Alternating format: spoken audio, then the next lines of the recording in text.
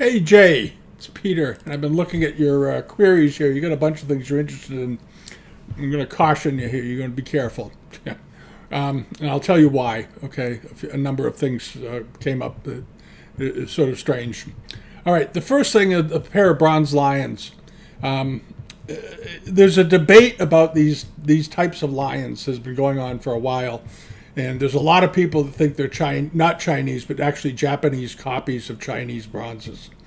And that's why when the comps that they're providing for it, like this one, they're not saying this is Chinese. They're not saying it's anything. And if you go to I went to the original listing to double check, they're just calling it a bronze Buddhist lion, 17th century. That's it. They're not saying it's Chinese, nor are they saying this one is Chinese. All right, this one is just, again, this is now at Christie's, bronze Buddhist lion.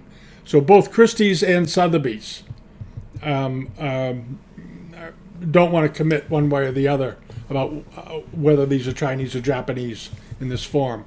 And if you go and look at the results on them, in general, you'll find no country of origin ascribed to these. My personal feeling is these are Japanese. The patina, the color of the bronze, all of that. The Chinese weren't known for this. This kind of bronze work with this kind of patina. It was done all the time in Japan, but it was rarely done in China. All right, those are my thoughts on it. And the reason is they probably have a consignor who thinks that it's Chinese. They want to consign it, but both Christie's and Sotheby's are saying, we'll just put it in as a Buddhist lion and let people make their own decisions. And that's something the auction houses hate doing. All right. So that said, these, in my opinion, I'd buy them, approaching them like they were Japanese. When I first saw the pictures, I said, "Oh, Japanese bronzes," and the ones that are always getting a debate. $2,000 to $4,000 for the pair, 2,000 to 4,000 euros for the pair. 4,000 or 5,000 euros is fine for these. They're very fine quality. They're good size. They're over a foot tall. These are big bronzes. These things. That's the other reason I think they're probably Japanese. The Chinese didn't make big bronzes and food dogs like this in the 18th century, or the 17th century. They just didn't. And if you can find a body of them, I'd love to see the pictures, because these are 37 inches. They're about 15 inches tall. These are big. All right, so 5,000 euros for the pair is fine. 4,000 or 5,000 if you want them as Japanese. Same goes. This one is estimated at 1,000 to 3,000, 1,500 to 3,000 euros. It measures 42 centimeters in length, so it's sizable. It's a sizable bronze. Again, my opinion, it's Japanese, and it is worth somewhere around 2,000 or 3,000 euros, probably, something like that. All right. I don't like the way they go out and find the highest valued bronze that ever sold that looks a little like it and throw it in there. Okay, it's kind of a dumb way to do it. But at any rate, those are my thoughts on the red lacquered gilt screen, dated 1836. This is an interesting thing as an object goes. It's already got a bid on it. People like it because these are always fun to have, and it's good size. It's 114 centimeters tall, so it's almost 4 feet in height. So it's a pretty good sized table screen, and it's sort of the same idea. If you remember, there was that really great Zeton screen that just sold from roughly the same period. That just sold at it was at Chinlung, just sold a few weeks ago. This style of screen is very attractive. This is beautifully carved. There's a lot of work in it. It's got one bid.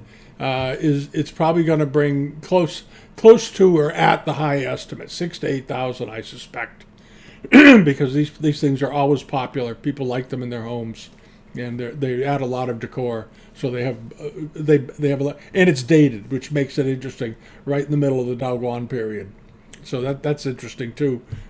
Just a few years before the Opium War. The Rob Michaels sale of this vase. I'm going to show you something that maybe you have never seen this. Hold on.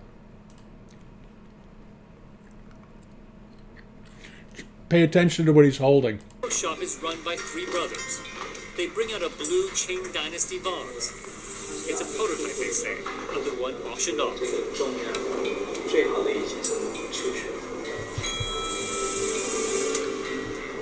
William is impressed by the quality. Here is amazing. I wouldn't be able to tell the difference. 那个时候是做了几个之后，不能只烧一个。这个是我就是客户要求的第一个，好的。All right.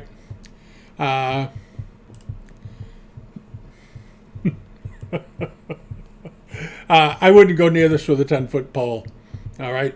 There were originals. There was an original that sold. There was a Christie's example that came up and sold back in 2006 or 7. It brought a lot of money. And what ended up was within a short period of time, a pile of them flooded onto the market. And they've been turning up in underglazed blue and underglazed red ever since.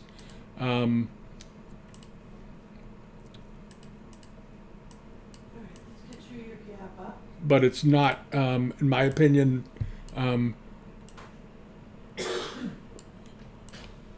not authentic. And I'm going to show you one of the reasons why I don't like it. See, notice the decoration at the top, the way it's done. Hold on. Here's the one that sold to Christie's. There it is. Okay, I did pull it up. All right, hold on a second. I want to show you the tops. The first thing, notice the overall color of the blue. All right, let's get back to this. Notice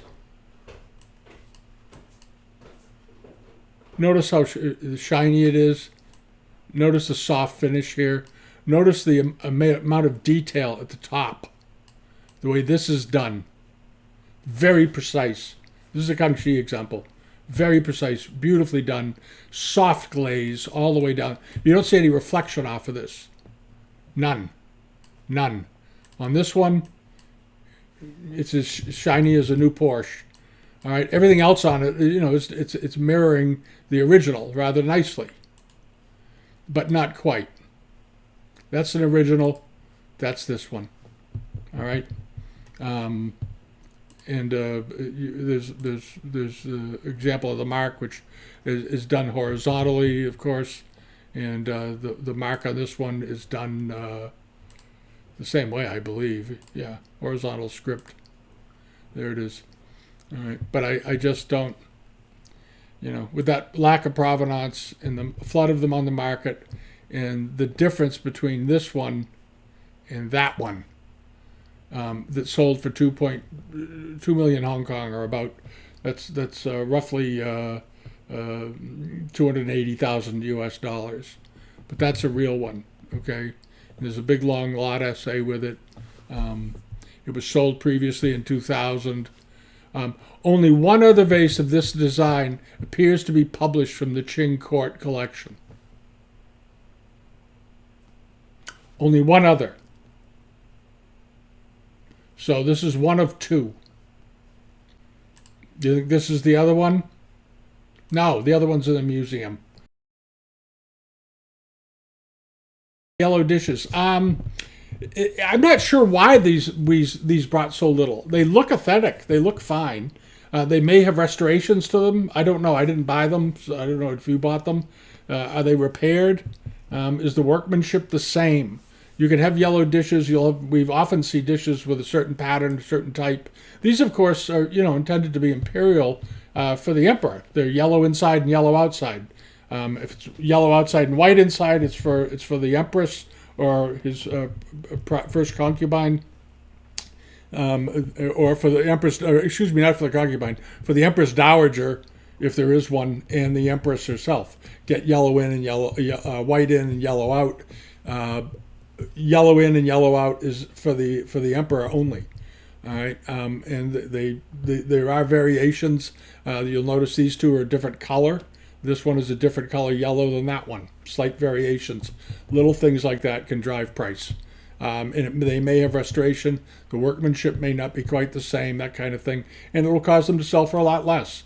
We've seen lots of these, Dragon Balls are notorious. You can have one from the Kangxi period that sells for 6,000. You have another one that doesn't look much different, a little different, sells for 45 or 50,000. Go figure. All right, but I suspect the difference was be either restoration or the quality was slightly less. The Hartman bronze. This is a fake. It's brand new. Not brand new. It was made probably in the 70s or the 80s. And if you look at the casting, all the irregularities in the casting, the way these are done, this Vitruvian scroll here, and these jaggedy edges, and all this, and the way this is this flattened, archaistic pattern, and the way these lappets are done. I don't think this is an old bronze at all. I think this is a bronze that's been made and treated. If you look at the quality of the casting, look at the casting, and compare it to other examples. All right. Now this came from the Hartmans. No previous history, and the bottom doesn't tell you anything. But I personally, I don't think it's legit. All right, and is that it? 1, 2, the bronze, the dishes, the vase, the screen, and the 2 bronze. Okay, I think we got them all. Yeah, that's all of them. So I guess I'm basically saying the bronze lions at the beginning, they're okay if you want to buy Japanese examples, but I do not believe them to be Chinese. I just don't, and neither does Christie's or Sotheby's. All right, and the same goes for this one. The screen is good. Yeah, that's something to buy maybe. And this is not. This is a complete and total fake. And then you have that's the original. You can find this on if you go to Christie's past sales, you can find this vase. Just type this in: extremely rare blue and white bottle vase. All right. And it'll turn up, or Kangxi period, because it's in here, down here, Marken period. But this one, no, it's a fake.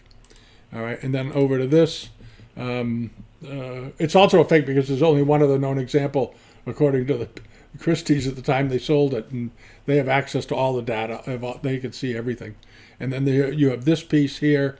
It's already sold. And I suspect, like I said before, it's either restoration or slight variations in quality. There may be some mistakes in the decoration too. They didn't break them, but they're not worth as much today. And this I don't like at all. Okay, that's it for the video. I hope this was helpful. I hope I didn't discourage you, but I don't want you to spend money on things that are highly suspect. All right, bye-bye.